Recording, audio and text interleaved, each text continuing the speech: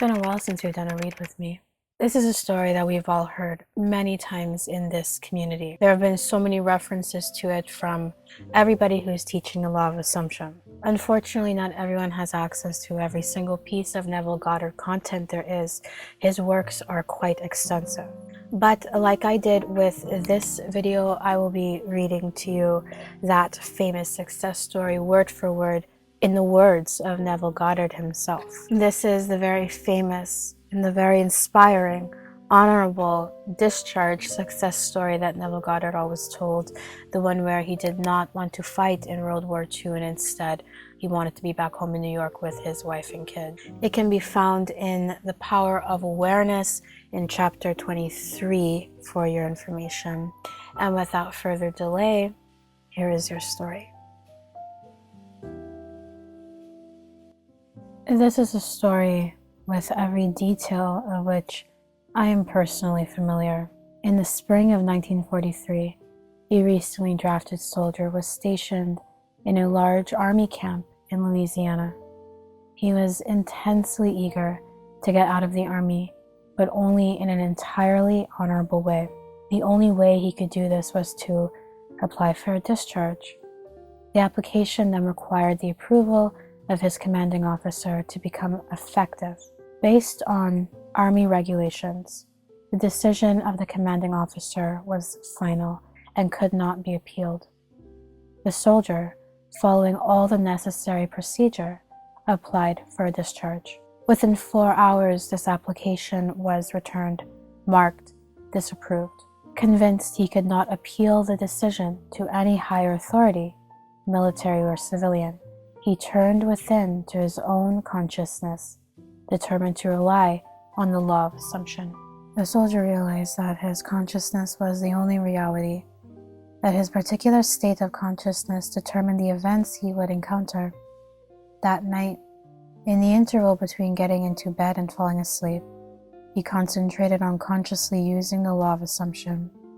In imagination, he felt himself to be in his own apartment in New York City. He visualized his apartment.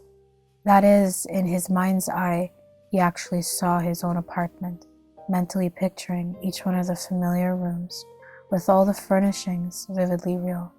With this picture clearly visualized, and lying flat on his back, he completely relaxed physically. In this way, he induced a state bordering on sleep, at the same time retaining control of the direction of his attention. When his body was completely immobilized, he assumed that he was in his own room and felt himself to be lying in his own bed, a very different feeling from that of lying on an army cot.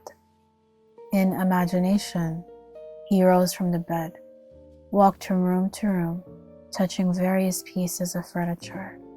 He then went to the window and, with his hands resting on the sill, looked out on the street on which his apartment faced. So vivid was all of this in his imagination that he saw in detail the pavement, the railings, the trees, and the familiar red brick of the building on the opposite side of the street. He then returned to his bed and felt himself drifting off to sleep. He knew that it was most important in the successful use of this law that at the actual point of falling asleep, his consciousness be filled with the assumption that he was already what he wanted to be. All that he did in imagination was based on the assumption that he was no longer in the army. Night after night, the soldier enacted this drama. Night after night, in imagination, he felt himself honorably discharged, back in his home, seeing all the familiar surroundings and falling asleep in his own bed. This continued for 8 nights. For 8 days, his objective experience continued to be directly opposite to his subjective experience in consciousness each night before going to sleep. On the 9th day, orders came through from battalion headquarters from the soldier to fill out a new application for his discharge. Shortly after this was done, he was ordered to report to the colonel's office. During the discussion, the colonel asked him if he was still desirous of getting out of the army.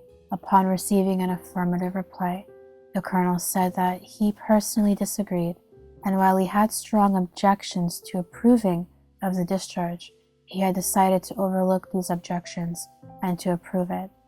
Within a few hours, the application was approved, and the soldier, now a civilian, was on a train bound for home.